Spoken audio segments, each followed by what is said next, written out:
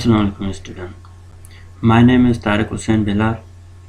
उम्मीद है कि आप सब लोग ठीक होंगे, अपने घरों में बैठ के अच्छी तरह से पढ़ाई कर रहे होंगे। आज जो हमारा सब्जेक्ट है वो है इंडस्ट्रियल केमिकल प्रोसेस 1। आज हम इसके बारे में पढ़ेंगे। इसकी एक मेजर टॉपिक है, इंडस्ट्रियल केमिकल प्रोसेस सब्जेक्ट की एक मेजर टॉपिक है, उसके बारे में पढ़ेंगे। जो उस चैप्टर के अंदर, उस सब्जेक्ट के अंदर हम जितनी भी दूसरी टॉपिक पढ़ेंगे वो उन सब टॉपिक्स में इन्वॉल्व होगा और उसका बेस होगा। ये चीज़ आपको समझ में आ गई तो आपको प्रोसेस के बारे में, जो इंडस्ट्री के अंदर प्रोसेस है, इस सब्जेक्ट का जो मेन पर्पज़ है वो आप लोगों को समझ में आ जाएगा। तो हमारे पास टाइम की थोड़ी सी कमी है तो हम जल्दी अपने लेक्चर के पास चलते हैं और शुरू करते हैं।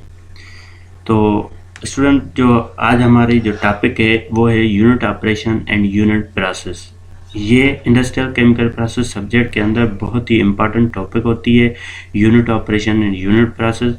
ये आप लोगों को समझ में आ गया, क्लियर हो गया तो आप ये बता सकते हैं कि किसी भी इंडस्ट्री के अंदर जितने भी प्रोसेस होते हैं, यूनिट ऑपरेशन होते हैं या यूनिट प्रोसेस होते हैं, उसको आप आइडेंटिफाई कर सकते हैं। और इंडस्ट्री में जैसे कोई भी चीज़ प्रिपेयर हो रही है, ठीक है, मैन्युफैक्चर हो रही है, तो आप उसको आसानी से समझ सकते हैं।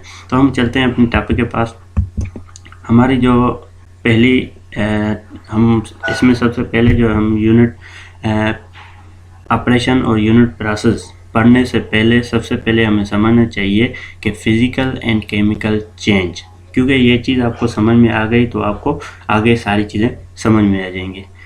बेसिक में तो आप पढ़ के आए होंगे फिज़िकल चेंज क्या होती है और केमिकल चेंज क्या होती है। फिज़िकल चेंज का मतलब ये होता है कि फिज़िकल प्रॉपर्टीज़ में अगर चेंज आ रही है, किसी भी कोई भी मैटर है, ठीक है, उसकी अगर फिज़िकल प्रॉपर्टीज़ चेंज हो रही हैं तो हम कहेंगे ये फिज़िकल चेंज है। अगर किसी मैटर की केमिकल प्रॉपर्टीज़ में चेंज आ रही है तो उसको हम कहेंगे ये हमारा केमिकल चेंज है।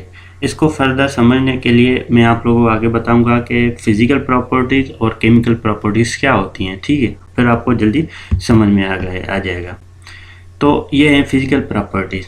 फिज़िकल प्रॉपर्टीज़ ये सारी जितनी भी नीचे लिखे हुए हैं पॉइंट में आप देख रहे होंगे कि मेल्टिंग पॉइंट हो गई, boiling point, electrical conductivity, colour, density, thermal conductivity, ductility, malleability, shape, smell. तो इसमें आपको जितनी चीज़ें समझ में आई हैं, ठीक है, तो वो ठीक है। अगर कोई नहीं आई तो उसको हम फर्दर आगे उनकी स्टडी करेंगे, ठीक है। यहाँ पे जस्ट आपको सिर्फ नाम ही याद करना हो, ये समझना है कि फिज़िकल प्रॉपर्टीज़ क्या होती हैं। फिज़िकल प्रॉपर्टीज़ जैसे कि कोई एग्जांपल लेते हैं, मेल्टिंग पॉइंट हो गए और बॉइलिंग पॉइंट। ये तो आप सब लोगों को पता होगा कि मेल्टिंग पॉइंट क्या होती है और बॉइलिंग पॉइंट क्या होती है, ठीक है। अगर इनके अंदर चेंज आ रही है, मेल्टिंग पॉइंट के अंदर या बॉइलिंग पॉइंट के अंदर, तो आप समझ लें कि ये जो है फिज़िकल चेंज है, ये फिज़िकल प्रॉपर्टीज़ है। अगर इनमें से किसी में भी चेंज आ रही है तो आप समझेंगे कि ये हमारा जो प्रोसेस है वो फिज़िकल चेंज हो रही है इस प्रोसेस के अंदर, ठीक है। तो मेल्टिंग पॉइंट है, जैसे फेज चेंज होता है। वाटर को हम बॉयल कर रहे होते हैं तो वाटर लिक्विड फॉर्म में होता है, फिर हीट देने से वो क्या होता है, वेपर्स बन जाते हैं। तो वो क्या हो जाता है, वेपर्स बनता है। इसका मतलब है कि इसका क्या हो गया, फेज चेंज हो गया, कि पहले लिक्विड था, फिर क्या हो गया, फिर वो वाटर हो गया। तो इसकी मेल्टिंग पॉइंट और बॉइलिंग पॉइंट चेंज हुई, ठीक है। ये सारी चीज़ें जो कलर, डेंसिटी वगैरह, थर्मल कंडक्टिविटी, ये सारी चीज़ें चेंज होंगी।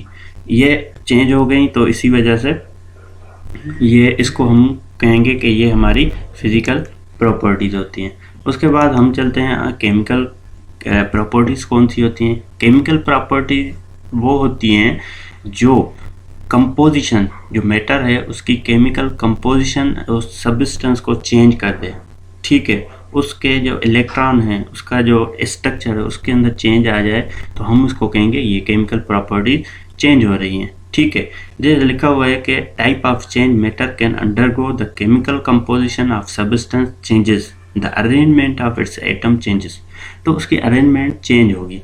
जैसे एग्जांपल लिखे हुए हैं कि हीट ऑफ कंबंशन, जब कंबंशन होती है तो कंबंशन के अंदर क्या होता है कि ऑक्सीजन और हाइड्रोजन, ठीक है। ऑक्सीजन और हाइड्रोजन कार्बन, क्योंकि कोई भी जो मटेरियल जल रहा है, ठीक है, जिसको हम आग लगा दें, कंबेंशन हो रही है, जैसे गैस हो गई या वुड हो गया, तो उसके अंदर कार्बन और हाइड्रोजन होती है, ठीक है। और कार्बन हाइड्रोजन का बना होता है, वो मिलके बर्न होता है ऑक्सीजन के साथ। तो वहाँ पे क्या होती है कि जैसे लिखा हुआ है मीथेन, ठीक है। मीथेन एक कंपोनेंट है, जैसे आप घरों में गैस यूज़ करते हैं या लकड़ी वगैरह यूज़ करते हैं, तो मीथेन गैस होती है।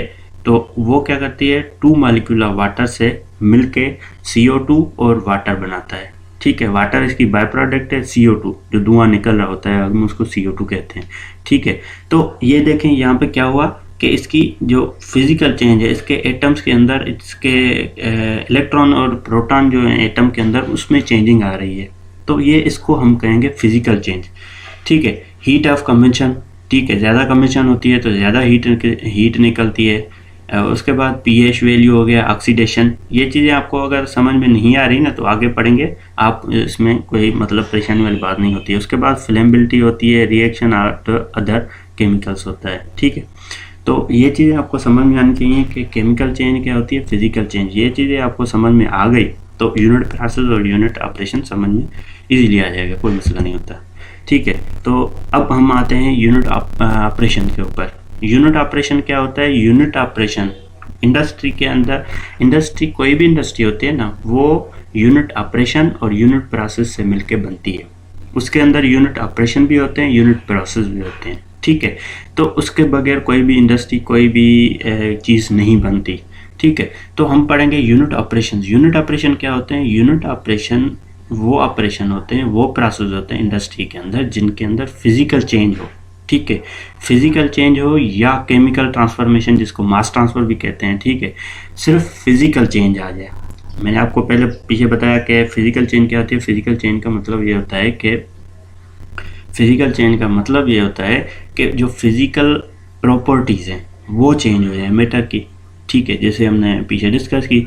तो वो सारे जितने भी ऐसे आप इंडस्ट्री में जाके देखेंगे या आगे हम पढ़ेंगे, बारी बारी पढ़ेंगे, ठीक है। तो वो वहाँ पे हमें जल्दी समझ में आ गया। इसके अंदर प्रोसेस के अंदर अगर फिजिकल चेंज हो रही है तो इसका मतलब ये है कि इसके अंदर ये जो है यूनिट ऑपरेशन होगा, ठीक है।